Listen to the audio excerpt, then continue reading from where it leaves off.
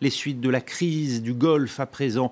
Et les Émirats arabes unis font à présent une tentative auprès du Qatar. Ils souhaitent amener Doha à la table des négociations après les révélations du Washington Post qui font mauvais effet puisqu'elles accusent les Émirats d'être à l'origine du piratage de l'agence de presse qatarienne. Florent Rodeau.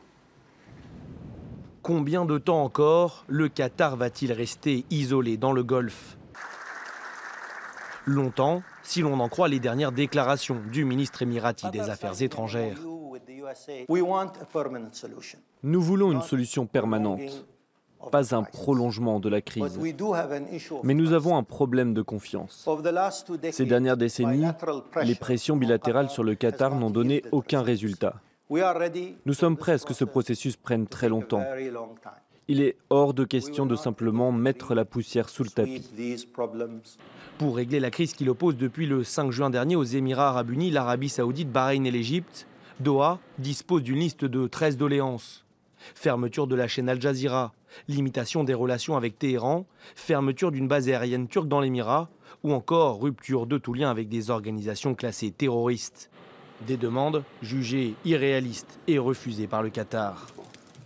Autre pomme de discorde, le piratage informatique de l'agence de presse qatari, l'une des causes de la brouille diplomatique. Selon le Washington Post, ce sont bien les Émirats arabes unis qui sont à l'origine de cette cyberattaque menée en mai dernier. Doha dénonce un crime et accuse son voisin émirati d'avoir violé le droit international. Faux, lui rétorque Abu Dhabi. Cette histoire du Washington Post est fausse, tout simplement fausse. C'est tout ce que j'ai à en dire.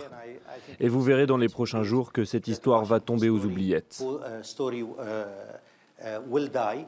Près d'un mois et demi après le début de la crise, le Qatar ne semble donc pas avoir rassuré ses voisins. Sa place au sein du Conseil de coopération du Golfe pourrait même, à terme, être menacée.